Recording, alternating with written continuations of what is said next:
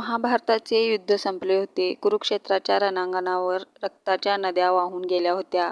पांडव जिंकले होते. पण ही विजयाची गाथा आनंदाने नव्हे तर दुःख, शोक आणि पश्चातापाने भरलेली होती. कोट्यावधी योद्धे मारले गेले होते. माता आपले पुत्र गमावून बसल्या होत्या आणि त्या मातांमध्ये एक होती माता गांधारी.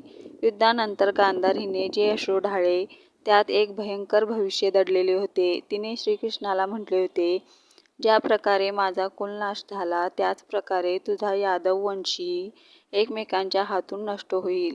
त्यावेळी श्रीकृष्ण मौन होते, कारण त्यांना माहीत होते हा श्राप अटळ आहे. युद्ध संपल्यावर सुमारे 36 वर्षांनी तो दिवस उजाडला ज्याची भविष्यवाणी माता गांधारीने केली होती. स्थान होते प्रभास तीर्थ, आजचे सोमनाथ, गुजरात. हा उत्सव सुरू होता. नाचगाणे, हास्य, जल्लोष आणि भरपूर मद्यपान. पण जिथे नशा असते तिथे विवेक हरवतो आणि विवेक गेला की जुने वैर पुन्हा उफाळून येते. सात्यकी आणि कृतवर्मा महाभारताच्या युद्धात दोघेही महान योद्धे होते, पण युद्धातील जुने घाव आजही त्यांच्या मनात जिवंत होते.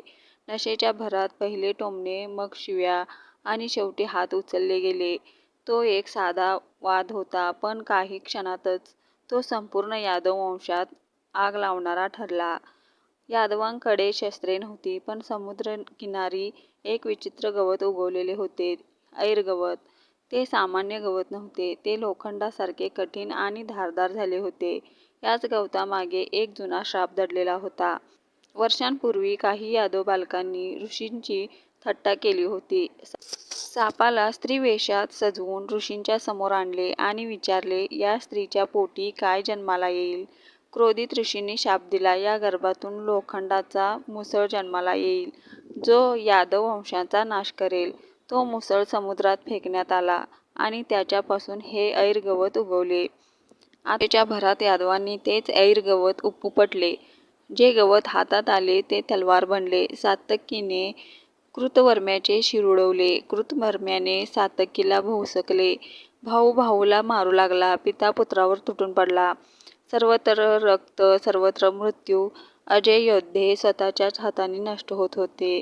दूर उभे राहून श्रीकृष्ण आणि बलराम हे सर्व पाहत होते. त्यांना माहीत होते हा गांधारीचा श्राप आहे, याला कोणीही थांबवू शकत नाही.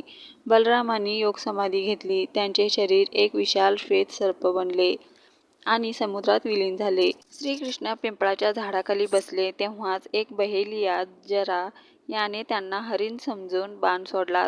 तो बाण श्रीकृष्णांच्या चरणात लागला आणि योगेश्वरांनी आपली देहलीला समाप्त केली. प्रभास तीर्थ रक्ताने लाल झाला. जे यादव वाचले ते समुद्रात बुडाले किंवा जंगलात भरकटून मरण पावले. ज्या वंशात स्वतः नारायण अवतरले तो वंश क्रोध, नशा आणि अहंकाराने स्वतःच नष्ट झाला. महाभारत आपल्याला सांगते, धर्माचा विजय अटळ आहे, पण अधर्माचा अंत नेहमी स्वतःच्याच हातून होतो. ही अमर कथा तुमच्या मनाला भिडली असेल तर कमेंटमध्ये शांत मनाने लिहा, जय श्रीकृष्ण. व्हिडिओला लाईक करा आणि शेअर करा आणि अशाच अमर कथांसाठी अमर कथा चॅनेलला सबस्क्राईब करा आणि बेल आयकॉन दाबायला विसरू नका, कारण महाभारत अजून संपलेली नाही.